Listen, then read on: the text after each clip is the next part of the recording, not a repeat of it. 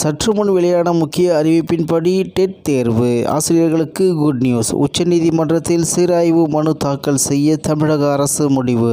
செய்தியை முழுமையாக கேட்கறதுக்கு முன்னாடி நம்ம சேனலை சப்ஸ்கிரைப் பண்ணலாம். சப்ஸ்கிரைப் பண்ணிக்கோங்க. மறக்காம பெல் பட்டனை கிளிக் பண்ணிக்கோங்க. அப்பதான் நம்மளுடைய அப்டேட்டட் நியூஸ் உங்களுக்கு உடனுக்குடன் வந்து சேரும். டெட் தேர்வு விவகாரத்தில் சீராய்வு மனு தாக்கல் செய்ய தமிழக அரசு முடிவு செய்துள்ளது. உச்சநீதிமன்றத்தில் சீராய்வு மனு தாக்கல் செய்யப்பட இருப்பதாக பள்ளி கல்வித்துறை அமைச்சர் அன்பில் மகேஷ் பொய்யாமொழி தெரிவித்துள்ளார். ஆசிரியர்களுக்கு துணையாக தமிழக அரசு இருக்கும் என்றும் அவர் தெரிவித்துள்ளார். அரசு ஆசிரியர் பணியில் தொடர்வதற்கும் பணி உயர்வு பெறுவதற்கும் டெட் தேர்வு கட்டாயம் என்று உச்சநீதிமன்றம் தீர்ப்பு வழங்கியிருந்தது.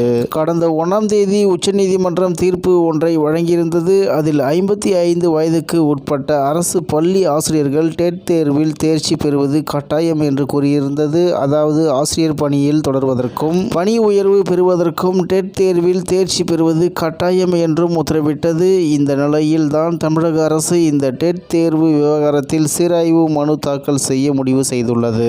இது தொடர்பாக பள்ளி கல்வித்துறை அமைச்சர் அன்பில் மகேஷ் பொய்யாமொழி கூறுகையில், ஆசிரியர்களுக்கு துணையாக தமிழக அரசு நிற்கும். உச்சநீதிமன்றம் தீர்ப்பு அளித்த போது கூட தமிழக முதல்வர் ஸ்டாலின் இது பற்றி விவாதித்து முடிவு எடுக்க கூறியிருந்தார். அந்த வகையில் தான் தற்போது சீராய்வு மனு தாக்கல் செய்ய முடிவு செய்யப்பட்டுள்ளது என்று கூறினார். அரசு மற்றும் அரசு உதவி பெறும் பள்ளிகளில் பணிபுரியும் இடைநிலை மற்றும் பட்டதாரி ஆசிரியர்களில் சுமார் 1.75 லட்சம் பேர் டெட் தேர்வில் தேர்ச்சி பெறவில்லை. இதையடுத்து தான் 55 வயதுக்கு உட்பட்ட அனைத்து ஆசிரியர்களும் டெட் தேர்வில் தேர்ச்சி பெறுவதை உச்சநீதிமன்றம் கட்டாயமாக்கி உத்தரவிட்டு இருந்தது.